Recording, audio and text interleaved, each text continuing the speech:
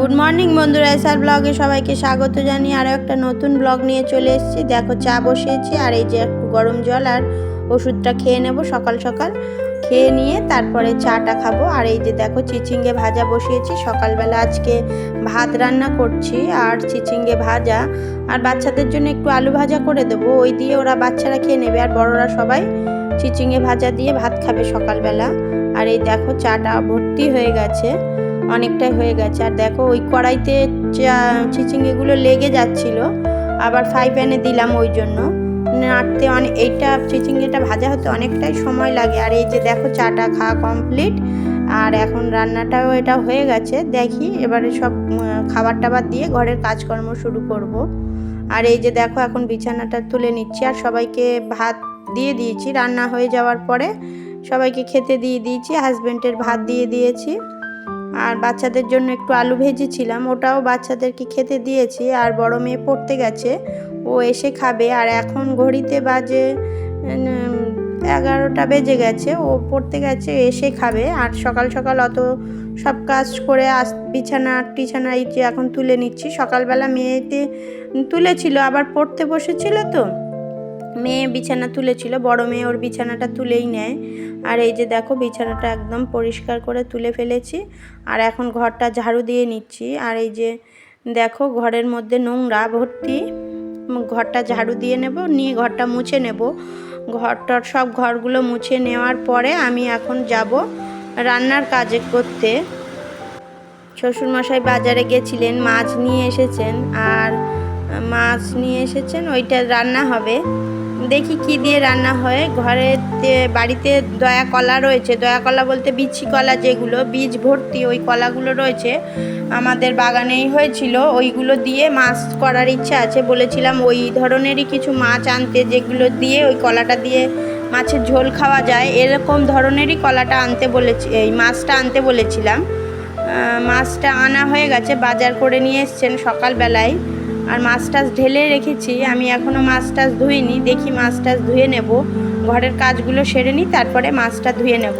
তাহলে ঘরের কাজগুলো বলতে এই ঘরটার মুছে নিয়েছি, তারপরে রান্নায় চলে যাব। মাছটা আনলে একটু তাড়াতাড়ি রান্না করার কথা বলে শ্বশুরমশাই, কেননা মাছটা সকাল সকাল নিয়ে আসে তো, প্রায় 8টা, 8:30, 9টার মধ্যে বাজার হয়ে যায়।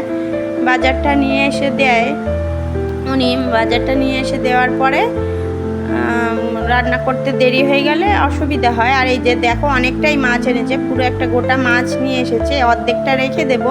মাথা, লেজ আর পেটের মাছগুলো এইগুলোই রান্না করে ফেলবো, আর পিঠের মাছগুলো যেগুলো থাকবে সেইগুলো রেখে দেব। আর এই যে পটল ভাজা হবে, আর এই যে কলা কেটে জলে দিয়ে রেখেছি, আর একটু ভাপিয়ে নেব, নিলে কষটা বেরিয়ে যাবে। আর এই যে মাছগুলো জল ঝরাতে দিয়েছিলাম, আর এখান থেকে কিছু মাছ তুলে রেখে দেব। আর এই যে দেখো পাকা আম কেটেছি, এটা পাকা হলেও টক ভীষণ গাছের আম। আর একটু সয়াবিন ভিজিয়ে নিচ্ছি, গরম জল করে নিয়েছি, সয়াবিনটা ভিজিয়ে দিচ্ছি। যেহেতু ছেলেমেয়েরা, আমার 2 মেয়ে মাছ খায় না, ছোট মেয়ে বড় মেয়ে কেউ মাছ খায় না, পছন্দ করে না। বড় মেয়ে একদমই খায় না, ছোট মেয়ে অল্প অল্প মাছ খায়, কিন্তু একটু তাও সয়াবিন রান্না করলাম আমাদের জন্য, যেহেতু মাছ রান্না করব। আর পটল ভাজা করব, আর মাছের তেল রয়েছে ভাজবো, আর ওদের জন্য একটু ওই জন্য সয়াবিনের তরকারি রান্না করে দিচ্ছি। তাহলে এই হবে আজকের রান্না। মাছগুলো ভেজে নিই, আর অল্প কিছু মাছ রেখে দিয়েছি কালকের জন্য, কালকে হয়ে যাবে, যা মাছ আছে কালকে হয়ে যাবে। আর এই যে মাথা, লেজ এইগুলো দিয়ে আজকে ওইটা মাছটা রান্না করে নেব। আর পটলটা ভাজা বসিয়ে দিয়েছি, এই যে পটলটা বসিয়ে দিয়েছি। পটল ভাজা হয়ে গেলে, আর আমার প্রায় মাছটা ভাজা হয়ে কলা টলা ভাপিয়ে নিয়েছিলাম, মাছের ঝোলটাও প্রায় হয়ে এসেছে। মাছের ঝোল দেখো ফুটছে, এই যে মাছের ঝোলটা।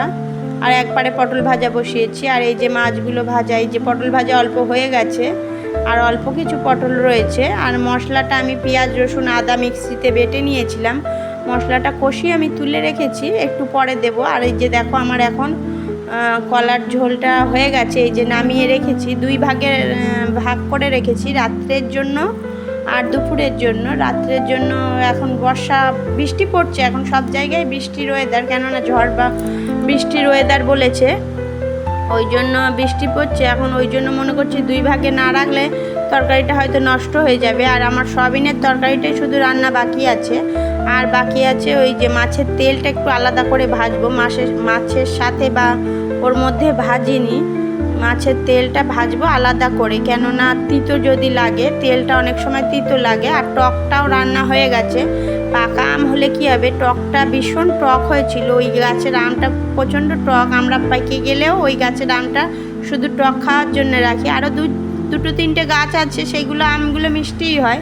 আর এই যে দেখো রান্নাবান্না কমপ্লিট, কলা দিয়ে মাছের ঝোল, আর এই যে পটল ভাজা, আর এই মাছের ঝোলটা রাত্রের জন্য নামিয়ে রেখেছি। আর এটা টক, আর সকালের চিচিঙে ভাজা একটু রয়ে গেছে, আর এই যে মাছের তেল ভেজেছি, আর সয়াবিনটা এখনও বাকি আছে। সবাইকে রান্না হয়ে গেলে খেতে দিয়ে দেবো। তাহলে ভিডিওটি এই পর্যন্ত বন্ধুরা। ভিডিওটি যদি ভালো লেগে থাকে লাইক কমেন্ট শেয়ার করবেন, সাবস্ক্রাইব করবেন। ফিরে আসছি নতুন একটা ব্লগের সঙ্গে। টাটা বন্ধুরা।